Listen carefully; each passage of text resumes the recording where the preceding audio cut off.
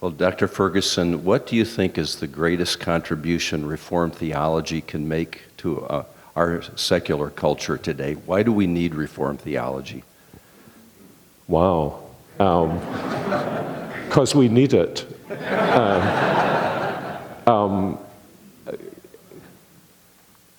Because, I think it's basically because it is such a holistic and beautiful expression of the gospel. And because it actually has a very big vision.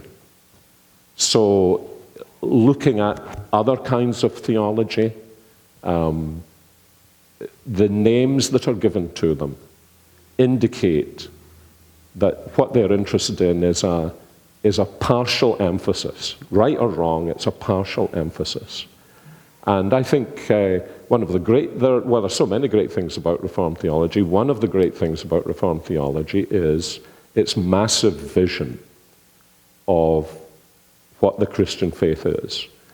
Another great thing about Reformed theology I have, I think, found basically all my life and have tried to encourage students to see as well, is it really gives you the liberty to say, I don't know what the answer to that question is. And I think, in some spheres that has been a great liberation for some people because they've been reared to think that the Bible gives a simple answer to every complex question. So I think one of the great things about Reformed theology as a Christian is it gives you a place to stand, and it also reminds you, like those slaves they used to put into the chariots when Roman generals had triumphed, saying, homo es, remember you're just a man. And if you can only give partial answers to questions, that's okay. That doesn't mean that the person who can give full answers to questions is necessarily right. To me, another huge thing about Reformed theology is its doctrine of humanity.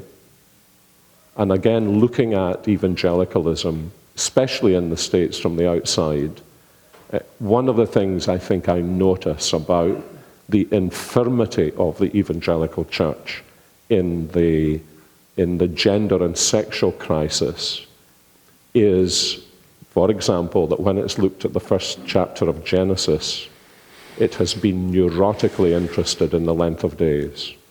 And it's had almost no interest in the fact that where Genesis 1 is going is to 26 to 28, that God made man as his image, male and female. And that therefore the denial of God will inevitably lead to the loss of man.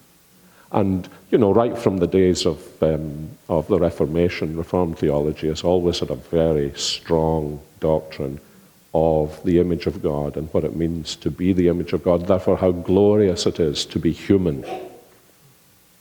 And that opens up all kinds of helps to me in my Christian life. When I see people whose lives are distorted, I need to look at them with this background, that they are made as the image of God. And this is not only wrong, and I condemn you.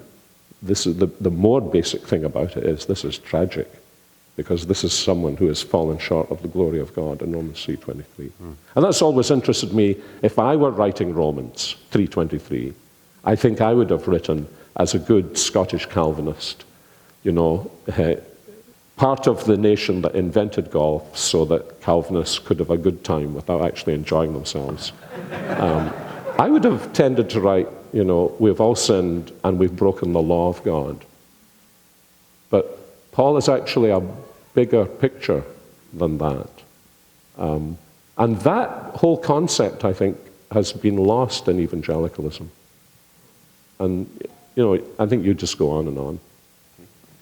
Do you want to add anything to that? Sure, I'm glad that Sinclair, I can go on and on, right? Yeah, please do. He left me four more aspects of Reformed theology extremely important at the moment. One is, and it was, everybody laughed last night, one of your students said she wanted to raise, she was going to use her degree to raise epistemologically self-conscious children. And, but actually I think that is exactly right, because, look, if you're trying to, if you're a Christian in India, Hindus know that you have your beliefs, I have my beliefs. And the Muslims know you have your beliefs, I have my beliefs. But secular people don't think they have beliefs. It's the first culture that says, no, I don't believe, I'm just seeing things as they are.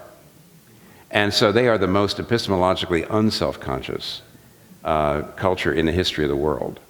And Reformed theology, because of its emphasis on presuppositional apologetics, it's, Bavinck, Kuyper, Van Til, if you immerse yourself in that, you say, oh, I don't know of any other branch of theology that puts the emphasis on that helps you see what's going on in secular culture.